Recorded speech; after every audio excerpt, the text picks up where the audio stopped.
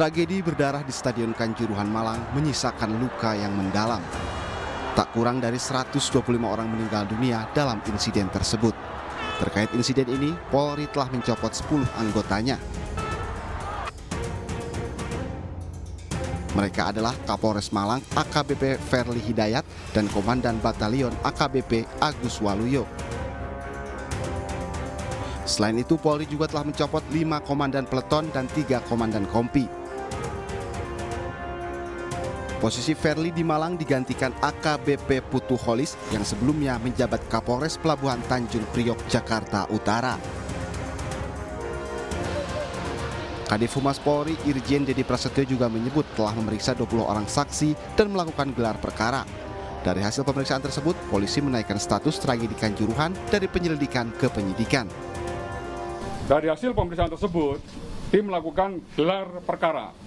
Dari hasil gelar perkara meningkatkan status dari penyelidikan, sekarang statusnya sudah menjadi penyidikan. Ya, tim juga akan kerja secara maraton.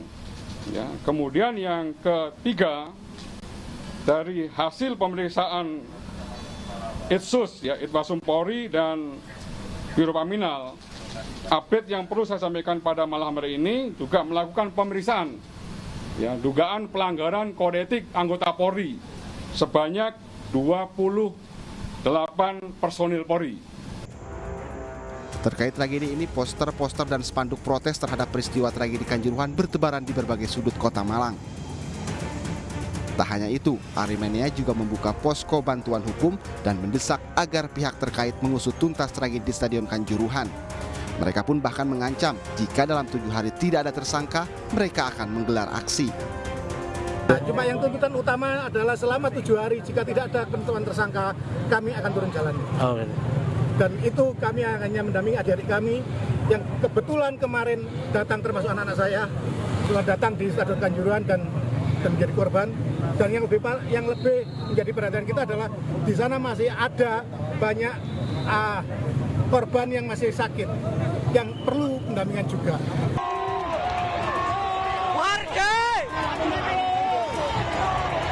Diketahui tragedi Stadion Kanjuruhan ini terjadi pada Sabtu 1 Oktober lalu usai laga panas antara Persebaya dan Arema. Presiden pun telah memerintahkan Menko Polhukam untuk mengusut tuntas kasus ini. Namun demikian, hingga detik ini, para pemangku jabatan masih saling membentengi diri. Mereka belum ada yang secara kesatria mengakui bertanggung jawab atas insiden tragis ini. Tim Liputan iNews melaporkan.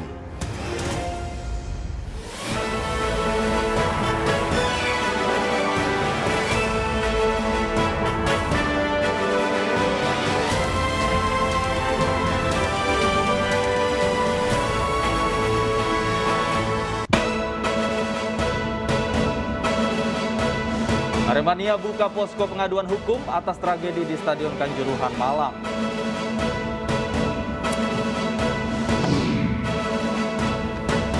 Kapolda Jawa Timur akhirnya meminta maaf atas penanganan kericuan di Kanjuruhan yang menelan ratusan korban jiwa.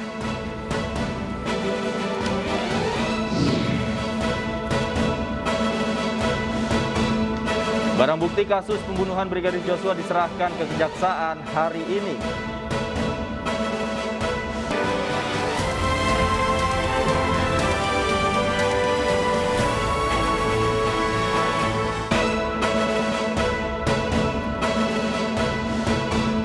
Selamat sore pemirsa, demikian tadi berita pilihan iNews sore. Bersama saya Stefani Patricia. Dan saya Davi Pratama. Pemirsa, tim gabungan independen pencari fakta mulai bekerja mengusut tragedi Kanjuruhan yang menelan ratusan jiwa. Siapakah yang harus bertanggung jawab atas tragedi paling kelam dalam dunia sepak bola Indonesia?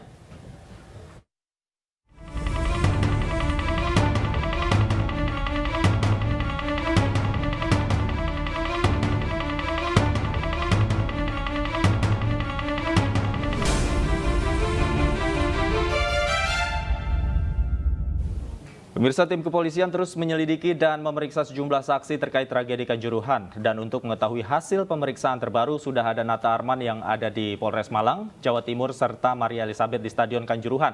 Kita akan ke Nata terlebih dahulu. Selamat sore. Nata, hingga saat ini berapa saksi yang sudah diperiksa polisi?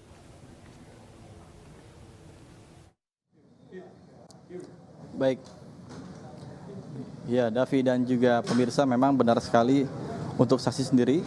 Ini berdasarkan informasi yang kami peroleh tadi baru satu dari perwakilan dari warga, namun dapat kami sampaikan bahwa terkait dengan pasca kejadian Kanjuruhan 1 Oktober 2022 yang tidaknya menewaskan sebanyak 125 orang korban jiwa.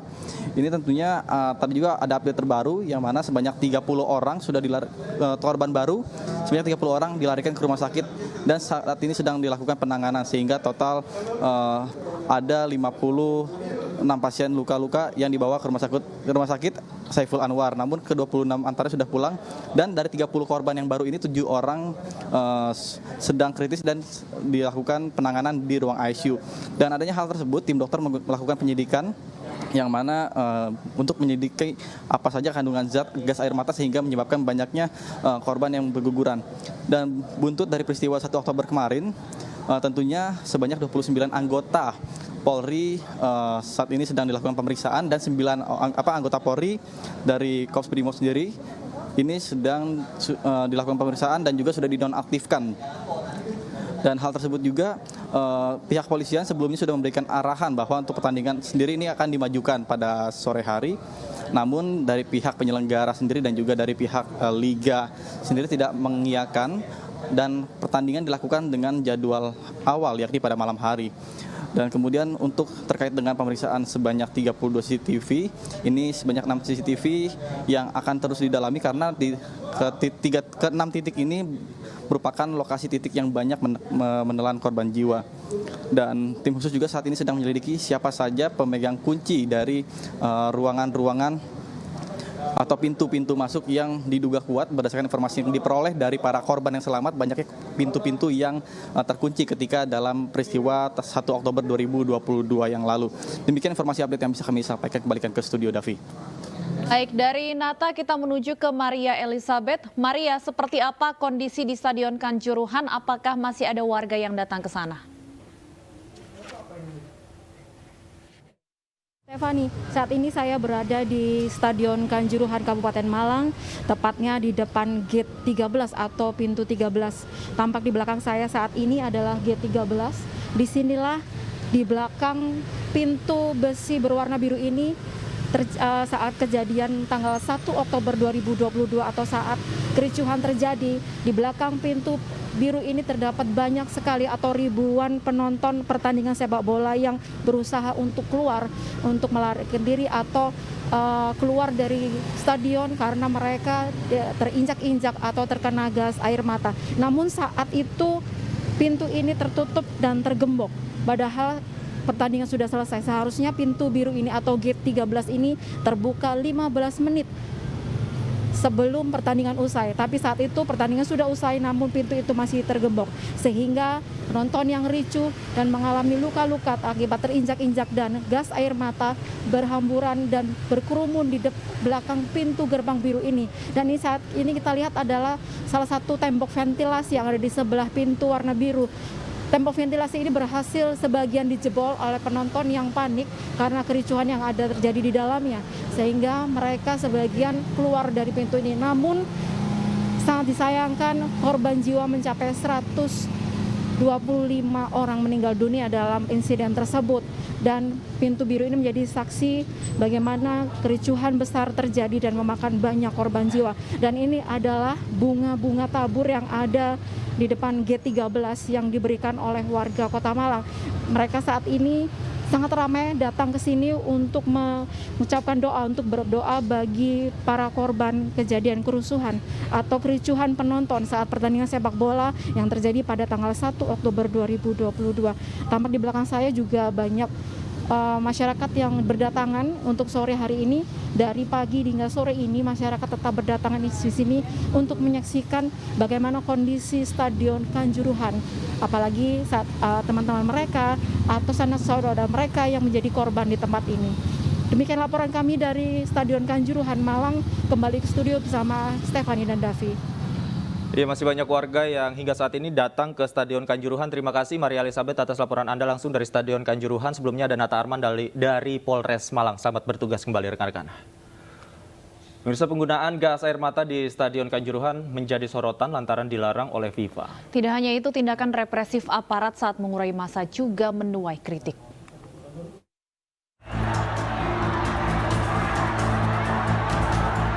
133 orang dinyatakan meninggal dunia pasca kerusuhan di Stadion Kanjuruhan 1 Oktober lalu. Penyebab banyaknya korban jiwa diduga adalah tembakan gas air mata yang menyebabkan supporter panik dan berebut keluar dari stadion. Kondisi ini diperparah oleh dugaan overkapasitas di Stadion Kanjuruhan.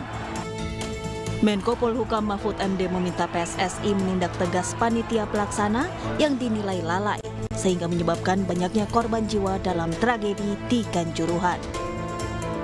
Pimpinan PSSI supaya menindak tegas pelaksana yang telah lalai, sehingga menyebabkan terjadinya tragedi Kanjuruhan tersebut. Nah, ini yang harus dilakukan dalam waktu pendek. Untuk mengusut tragedi Kanjuruhan, pemerintah telah membentuk tim gabungan independen pencari fakta yang diketuai oleh Menko Polhukam Mahfud MD. Hasil investigasi dan rekomendasi tim ini akan disampaikan langsung kepada Presiden Joko Widodo. Tim Liputan iNews melaporkan.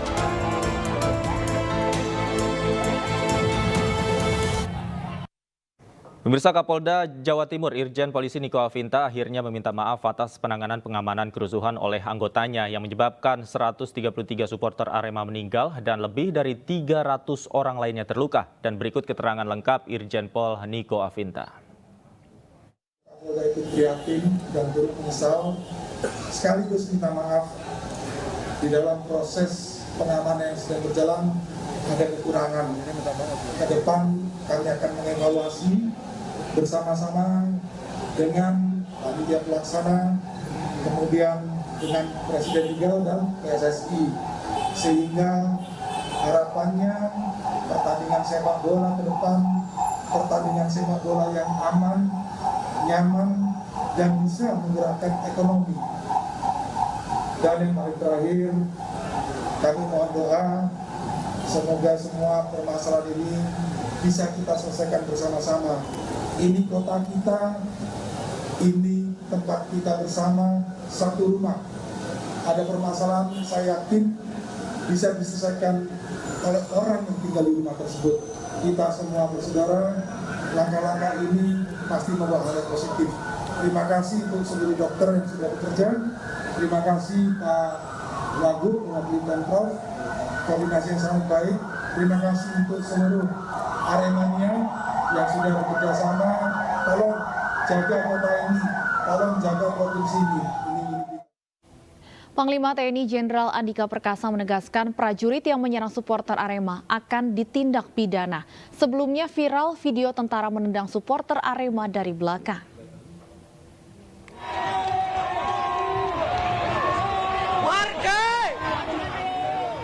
Beberapa prajurit TNI terekam menyerang dan menendang supporter Arema FC yang masuk ke dalam lapangan dalam kerusuhan di Stadion Kanjuruhan, Malang, Sabtu malam lalu. Salah satu yang viral dan menuai reaksi keras warganet adalah tendangan ala kungfu kepada salah satu supporter. Reaksi tentara yang bukan sedang membela diri ataupun merespon serangan ini dikecam Jenderal Andika Perkasa yang menegaskan akan menginvestigasi dan proses hukum pidana.